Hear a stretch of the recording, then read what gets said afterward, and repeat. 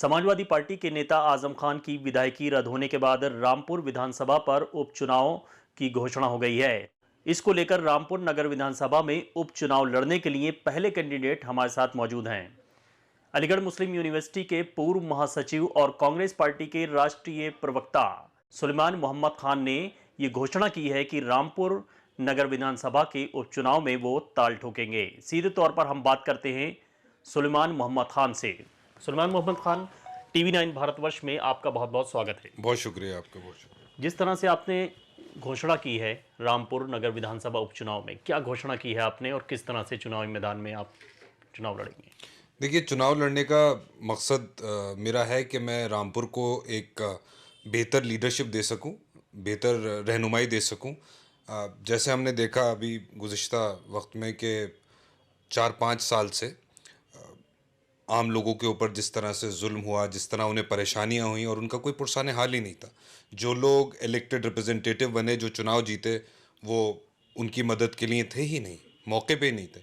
तो मेरा ये मकसद है कि रामपुर को एक बेहतर लीडरशिप दे सकूं मुस्तकबिल के लिए और रामपुर के लोगों की आवाज़ दमदारी से उठा सकूं और उनकी हर आवाज़ पे लब्बैक कहूं। कांग्रेस पार्टी से टिकट की मांग करेंगे?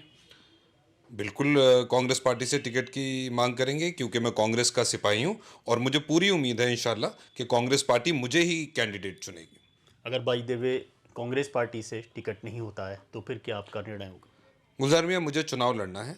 मुझे मेरे लिए अहम ये है कि रामपुर के लोगों के साथ जो जुल्म ज़्यादती और एक एक एक मायूसी का जो माहौल है, जिसमें हर आंख अपने रहबर को तलाश रही है और सच बात कहने वाला कोई नहीं है, मुझे वो आवाज़ बनना है।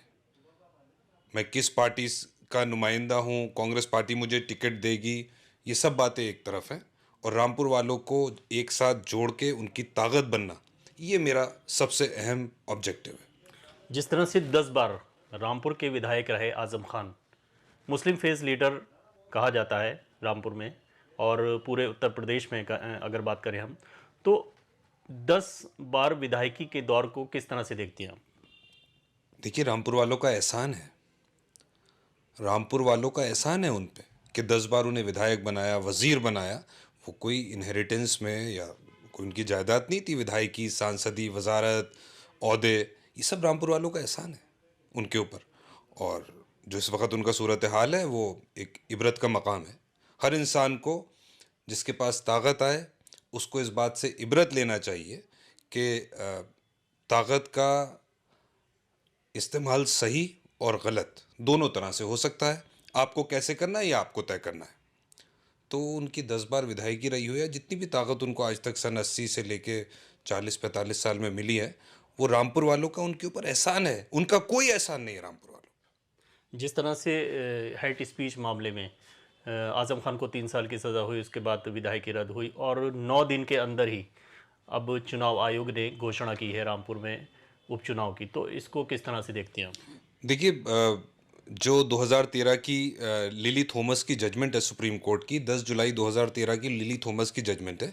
उसमें सुप्रीम कोर्ट की डिवीज़न बेंच ने ये कहा है कि जैसे ही किसी को 2 साल या उससे ज़्यादा की सज़ा होती है, उसी दिन से, जो अंग्रेज़ी में अल्फाज इस्तेमाल किया है, वो कहा है इमीडिएटली, मतलब फ़ौरन, फ़ौरन ही वैकेंसी क्रिएट हो जाती है, वो डिस्क्वालीफाई फ़ौरन हो जाता है। वो सुप्रीम कोर्ट को इसलिए कहना पड़ा क्योंकि section 8 of the representations of the people act, जिससे चुनावी प्रक्रिया सारी चलती है, उसमें क्लॉज 4 में एग्जेम्पशन था कि अपील तक आप डिस्क्वालीफाई नहीं होंगे। सुप्रीम कोर्ट ने उस चौथे क्लॉज को, सेक्शन 8 के रिप्रेजेंटेशन ऑफ पीपल एक्ट को क्वाश करके, खत्म करके, अल्ट्रा वायरस करके कहा कि जैसे ही 2 साल या उससे ज्यादा की सजा होगी, आपकी मेंबरशिप रद्द।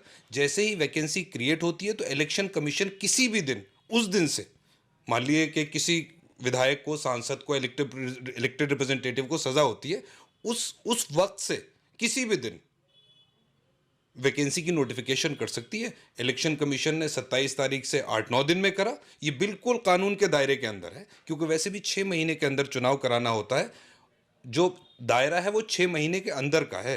कितनी जल्दी करा है इसका कोई दायरा नहीं। और मैं समझता हूँ ये बहुत अच्छा किया इलेक्शन कमीशन ने, क्योंकि जितनी देर होती तो रामपुर वाले के पास उनका विधायक ही नहीं होता, उनकी बात उठाने वाला ही नहीं होता। तो बहुत अच्छा फैसला है इलेक्शन कमीशन का, हम उनके शुक्रगुजार हैं और जल्दी से जल्दी रामपुर में एक बेहतरीन तरीन विधायक इलेक्ट होकर आना चाहिए और ये जिम्मेदारी रामपुर वालों पर। जिस तरह से आप चुनाव लड़ने के लिए आपने घोषणा की है, क्या अहम मुद्दे रहेंगे रामपुर में?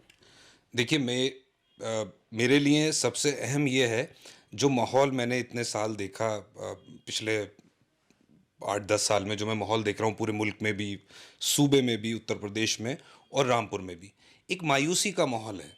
हर इंसान जो एक एक्साइटमेंट होता था, एक जोश और वलवला होता था लोगों का जमहूरी निज़ाम में पार्टिसिपेट करने का, हिस्सा लेने का, वो जोश और वलवला ख़त्म हो रहा है। लोगों का जमहूरी निज़ाम से, बतौर ख़ास रामपुर की बात कर रहा हूँ, जमहूरी निज़ाम से भरोसा ख़त्म होता जा रहा है। तो मैं रामपुर वालों को एक इंस्पिरेशन देना चाहता हूँ, एक बेहतरीन तरीन लीडरशिप देना चाहता हूँ, उनका कायद बनना चाहता हूँ। मेरे अंदर जो अल्लाह ताला ने मुझे सलाहियत दी है, उसको मैं पूरी तरह एग्ज़िबिट करूँगा, उसका मुज़ाहिरा करूँगा। उसके बाद गेंद रामपुर के वोटर के पाले में होगी। वो तय करेंगे कि मैं उनकी नुमाइंदगी कर सकता हूँ या नहीं कर सकता हूँ।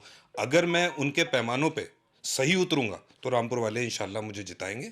और मेरा तो ये मानना है, वो इज़्ज़ो मंतशा वो इज़्ज़िल्लो मंतशा, मेरे रब को मुझे इज़्ज़त देना होगी तो इज़्ज़त मिलेगी, मेरे रब को मुझे इज़्ज़त नहीं देना होगी तो पूरी दुनिया की ताकतें मुझे जिताने पे लग जाए, मैं नहीं जीत सकता। और अगर पूरी दुनिया की ताकतें मुझे हराने पे लग जाए और मेरा रब मुझे इज़्ज़त देगा तो कोई दुनिया की ताकत मुझे नहीं रोक सकती। मैं रामपुर वालों से गुजारिश करूँगा और इंशाल्लाह उनसे मत मांगूंगा और उनसे वादा करूँगा और अपने वादों पे खरा उतरूँगा। अलीगढ़ मुस्लिम यूनिवर्सिटी के आप पूर्व महासचिव हैं और आज़म खान ने भी जब राजनीति की शुरुआत की थी तो वो भी महासचिव का चुनाव जीतने के बाद मैदान में आए थे। तो आज़म खान की इस सीट पे अलीगढ़ मुस्लिम यूनिवर्सिटी के पूर्व महासचिव रिप्लेस करेंगे? आप कह सकते हैं, हर किसी के पास हक़ है अपनी बात को और अपनी सोच को ज़ाहिर करने का।